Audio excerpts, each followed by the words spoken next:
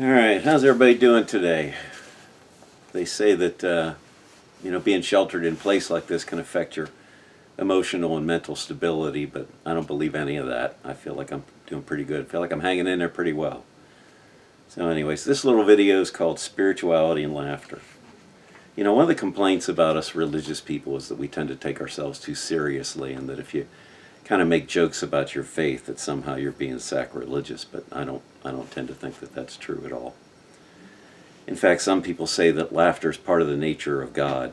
Karl Barth was a great theologian, and he said that laughter is actually the closest thing to the grace of God.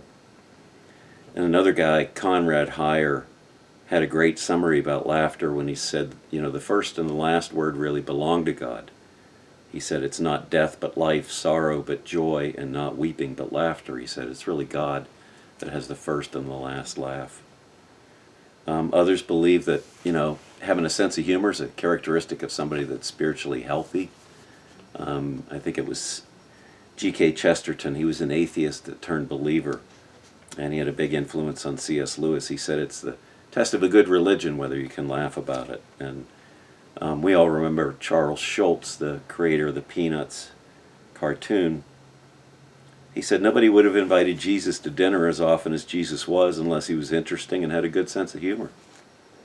And he also said that humor is proof that you actually have faith. There's humor in the Bible that we miss because humor's contextual and it depends on the culture and the time. Things that were funny back then don't hit us now, and things that are funny now don't hit us.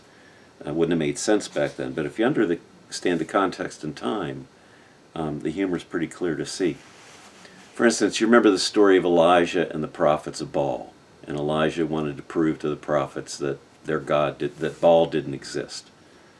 So they set up this contest with this altar, and they build this big altar full of wood, and the prophets of Baal go first, and they dance around this wood for a long time, praying to Baal, and nothing happens. And then, as we know, Elijah prays to God, pours water on the pile of wood, prays to God, and then God incinerates it. Anyways, Elijah mocks their failure by suggesting that Baal couldn't answer their call because he was musing. And the word musing back then translates into using the toilet. So Elijah said the reason Baal didn't show up is because he was stuck on the toilet. There's also a fair amount of gospel and humor in the Gospels. In Jesus' day and time, the setup and premise oftentimes was funnier than the punchline. The parables would have been funny to people because of the exaggerated nature of them.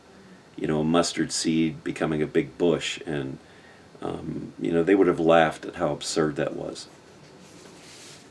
There's actually subtle humor in the interactions between Jesus and his disciples. If you remember when somebody goes and tells Nathanael that they found the Messiah, Nathanael says, well, where's he from? And they say, well, he's from Nazareth. And Nathanael says, basically, can anything good come out of Nazareth? Nazareth was like this, little backwater town. What's interesting is when Jesus hears this, he doesn't get angry. He seems to kind of joke about it. And he said, well, in other words, here's somebody that I can trust, that's basically telling the truth. So, because of that, there was this kind of subtle ribbing of one another. Another kind of humorous thing that would have made sense to the people back then, the story of Jesus healing the man of the legion of demons, and he throws them into the pigs, and the pigs go down off the cliff. Well, the word legion is actually a joke on the Romans because, as we know, the Romans were the occupiers of Judea, but they traveled in legions. They had specific legions that went around. So the Romans are identified with this demon, and this demon is sent into a pig that's an unclean animal as far as the Jews are concerned, and then they go into the sea. So in a way, it was kind of humor that the Jews hoped that the Roman legions would do just what the pigs did and take a long walk off a short cliff. Jesus makes jokes about his hypocrites. At one point he says to the scribes and Pharisees, you tithe mint, dill, and cumin and have neglected the weightier matters of the law. He says, you blind guides, you strain out a gnat but swallow a camel. Now, he's describing how the priests would meticulously strain their food to get everything out of it, but then he says they're such hypocrites that literally they'll open their mouths wide enough to swallow a camel. Now, to a Jew, that would have been hysterical because the priests are experts in the law. They know that a camel is an unclean animal, so even thinking about that would make a Jew sick. So imagine Jesus kind of delivering this insult like Don Rickles would, with timing and facial expressions.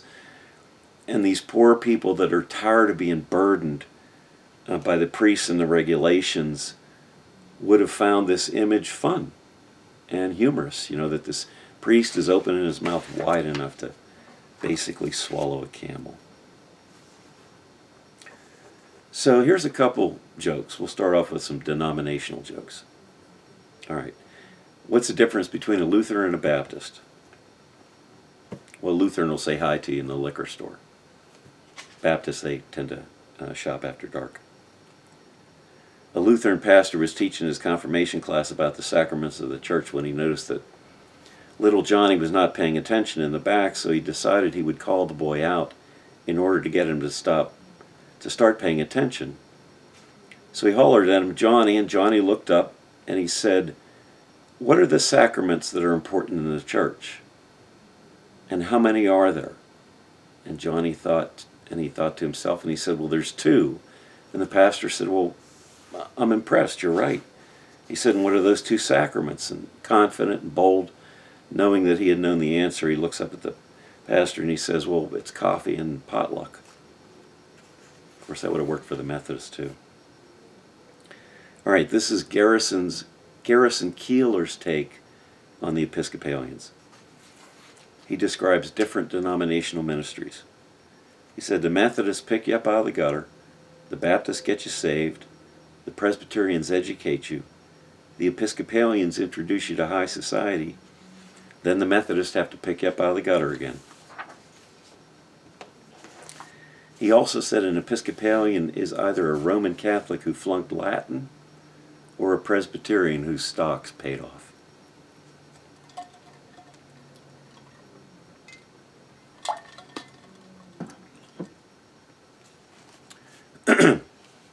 There was a poor family and somebody brought them to the attention of the Baptist minister, and they said they'd like to go to church, but they didn't have any clothes to wear, so the minister put out the word to the congregation that they donate some nice clothing to the family. So he took it down to them, and they were very grateful, and he invited them to church on Sunday, and they said that they would show. So Sunday arrived, and the family didn't come to church. So Monday, he went down to see the family, and he asked them why they didn't show up. And the man of the house said, well, we had every intention of coming, but after we got all cleaned up and dressed up in those great-looking clothes, he said, we look so good, we decided to go to the Episcopal Church. Presbyterians. Man walks into a confessional. He says, Father, I'm 80 years old, but last night I met two 20-year-old co-eds, and they took me to their place where we had a wild night. I see, said the priest. How long has it been since your last confession? Never, said the man.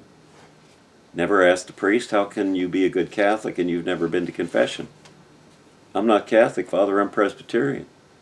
Shocked, the priest explained, you're Presbyterian. What are you doing telling me about this?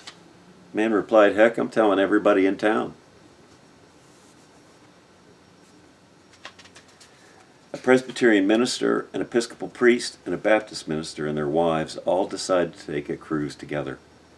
Everyone is having a wonderful time until a freak storm happens, the boat sinks, and they all drown. The next moment they're standing before St. Peter at the pearly gates, and he calls the Presbyterian minister and his wife forward. He said, I'm sorry, he said, I cannot let you into the gates of heaven, for you were too preoccupied with food. I know this because your wife's name is Candy. The Episcopal priest and his wife stepped forward. I'm sorry, said St. Peter, I cannot let you into the gates of heaven. Excuse me. for you were too preoccupied with money. I know this because your wife's name is Penny. The Baptist minister gets a panicked look on his face, and he turns to his wife and he says, "Oh no, Fanny, I think we're in trouble." Catholic. An American tourist in Dublin asks a local citizen, "Is Irish whiskey really strong?" The Irishman answers him, "Yeah, it's very strong." He said, "Last Saturday night, after only 2 whiskeys, I went to the 7 o'clock Mass." "Well, what's so unique about that?" the guy asked. The Irishman replied, "I'm Jewish." A drunk staggers into a Catholic church, enters a confessional booth, sits down but says nothing. The priest coughs a few times to get his attention, but the drunk continues to sit there. Finally, the priest pounds 3 times on the wall. The drunk mumbles, "Ain't no use knocking. There ain't no paper on this side either."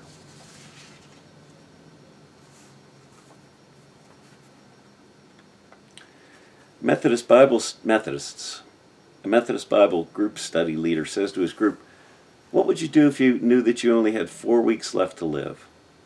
A gentleman says, "I would go into my community and minister the gospel to those that have not yet accepted the Lord." "Very good," says the pastor. One lady speaks up and says, "I would dedicate all my remaining time to serving God, my family, my church, and my fellow man with greater conviction." "That's wonderful," he comments. One gentleman in the back finally speaks up loudly and says, "I would go to my mother-in-law's house for the 4 weeks." The group leader asks, "Why your mother-in-law's house?" "Because that would make it the longest 4 weeks of my life." The district Methodists were holding their meeting in a hotel where there was a rally for a politician. The cook had prepared pies for the Methodists and spiked watermelons for the politicians.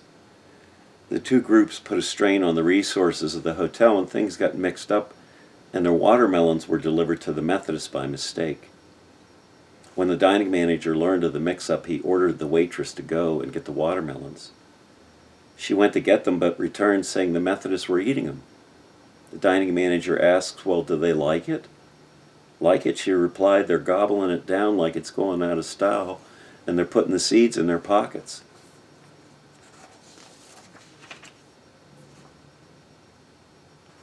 This one was told by Senator Sam Ervin. There was a Methodist and a Presbyterian in North Carolina who got into an argument over the Presbyterian doctrine of predestination. And like all religious arguments, the longer it went on, the more heated it became. Finally, said the Methodist, "Well, I admit that there may be something to predestination. I believe that Presbyterians are predestined to go to hell." Then the Presbyterian said to the Methodist, "Well, I'd rather be a Presbyterian and know that I'm going to hell than a Methodist and not know where the hell I'm going."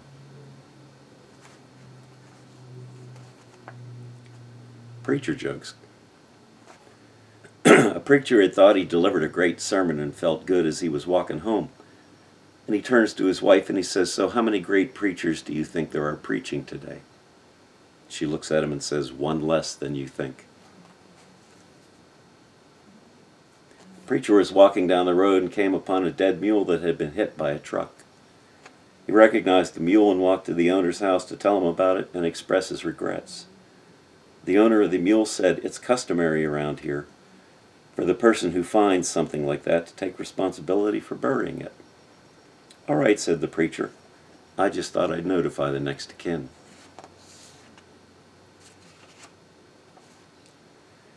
Getting older. While taking a clinical history from an elderly patient, I asked, "How's your love life?" "I don't know," he said. "I'll ask my wife." He got up, walked into the hallway where his wife was sitting, and shouted, "Hey, the doctor wants to know if we still have sex." His wife shouted back, "No, the only thing we have is Medicare and Blue Cross." Signs that you may be getting older.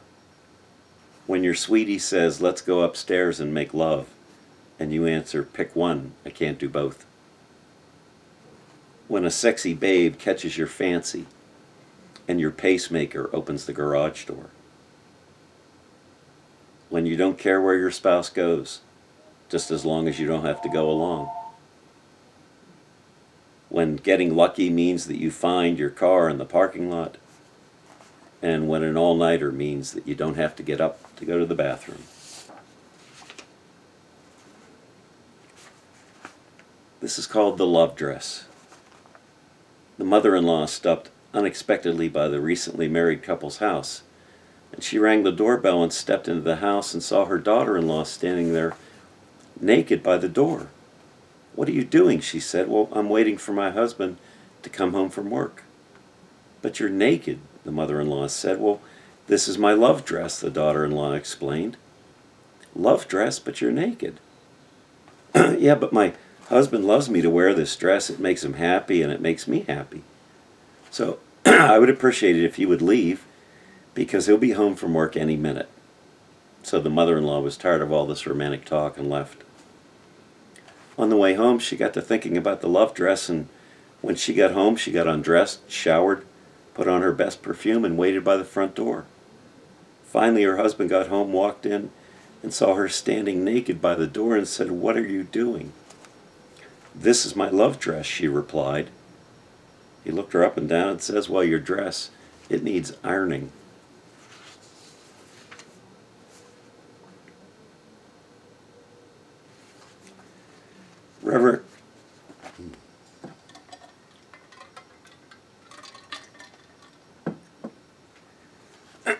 Reverend Estill Franklin, 103, a retired United Methodist minister, and Fern Brown, 90, were married on March 29th in the chapel of the Wesley Manor Retirement Village. After the ceremony, the newlyweds took a honeymoon ride around the town in a limo and returned to the house for a small reception. When asked about their plans for the rest of the day, the bride replied, "A nap. All this has worn me out." An elderly man in Louisiana had owned a large farm for several years, and he had a large pond in the back. It was properly shaped for swimming, so he fixed it up nice with picnic tables, horseshoe courts, and some apple and peach trees. One evening, the old farmer decided to get down to the pond, as he hadn't been there for a while. He grabbed a 5-gallon bucket to bring back some fruit, and as he neared the pond, he heard voices shouting and laughing with glee. As he came closer, he saw it was a bunch of young women skinny dipping in his pond. He made the women aware of his presence, and they all went to the deep end. One of the women shouted to him, "We're not coming out until you leave." The old man frowned. "I didn't come down here to watch you ladies swim naked or make you get out of the pond." Holding the bucket up, he said, "I'm just here to feed the alligators."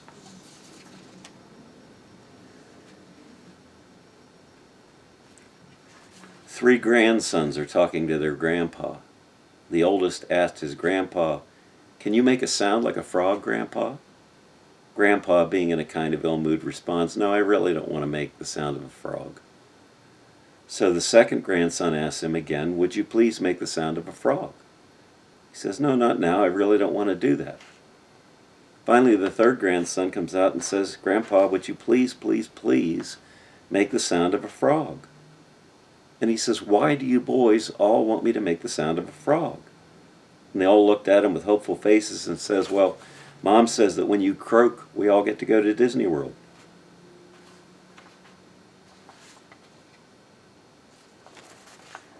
An older couple had just learned how to send text messages on their mobile phones.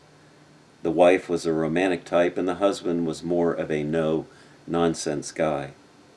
One afternoon, his wife went out to meet a friend for coffee, and she decided to send her husband a romantic text message, and she wrote, "If you're sleeping, send me your dreams.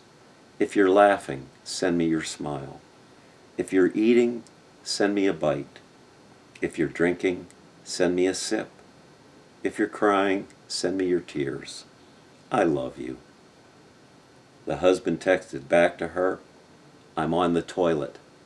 Please advise."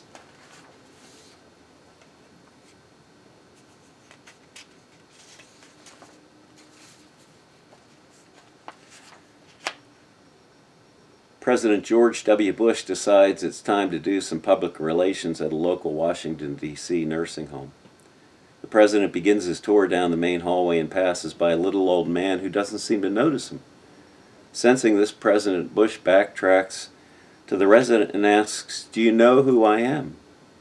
The little old man looks up from his walker and says, "No, but if you go to the front desk, they'll tell you your name."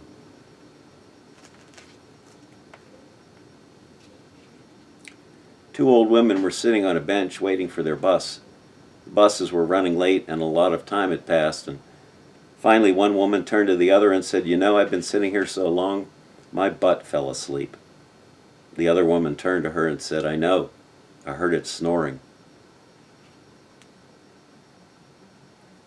And finally, two very elderly ladies were enjoying the sunshine on a park bench in Miami. They had been meeting in that park every sunny day for 12 years, chatting and enjoying each other's friendships. One day, the younger of the two ladies turns to the other and says, "Please don't be angry with me, dear, but I'm embarrassed.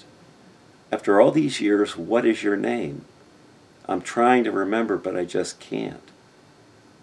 And the older friend stares at her, looking very distressed, says nothing for 2 full minutes, and finally, with tearful eyes, says, "How soon do you have to know?" All right, hang in there. Okay. Don't look so shocked. What's wrong? You've never seen the Easter Bunny before? All right. Happy Easter. Don't forget to laugh. God bless you, and I'll see you later.